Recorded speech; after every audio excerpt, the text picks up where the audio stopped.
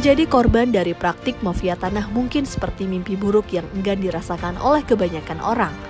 Mafia tanah adalah individu, kelompok, dan atau badan hukum yang melakukan tindakan secara terencana, terstruktur, dan atau terorganisasi untuk memperoleh hak atas tanah dengan cara melakukan tindak pidana. Salah satu faktor penyebab maraknya praktik mafia tanah dikarenakan semakin bertambahnya jumlah penduduk, sementara ketersediaan tanah semakin terbatas.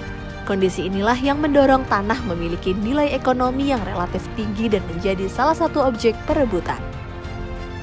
Biasanya modus operasi yang dilakukan oleh mafia tanah menggunakan cara-cara yang terencana, rapi, dan sistematis seperti pemalsuan dokumen, pemberian keterangan palsu, kejahatan penggelapan, dan penipuan, menguasai tanah secara ilegal, merekayasa perkara di pengadilan, serta melakukan koalisi dengan oknum-oknum tertentu.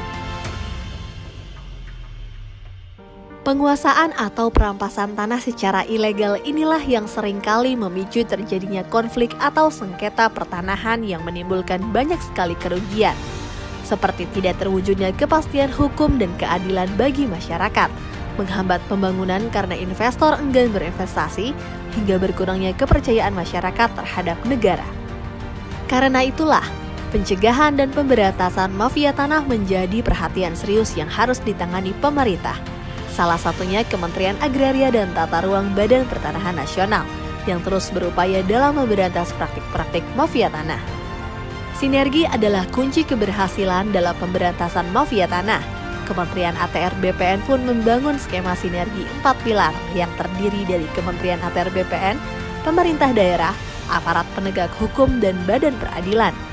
Melalui sinergi tersebut, diyakininya mampu menutup ruang gerak mafia tanah. Kementerian ATR BPN pun melakukan berbagai upaya untuk memerangi mafia tanah, salah satunya memperbaiki administrasi pertanahan, transformasi layanan pertanahan secara elektronik, dan mempercepat pelaksanaan pendaftaran tanah sistematis lengkap. Selain itu, pemberantasan mafia tanah juga bisa dimulai dari diri sendiri dengan meningkatkan kepedulian dan kewaspadaan para pemilik tanah seperti memasang tanda batas dan mendaftarkan tanahnya agar memiliki kepastian hukum yang kuat. Dengan begitu, mafia tanah tidak dapat berkutik lagi. Apabila ada mafia tanah mengganggu, kita gebuk sama-sama.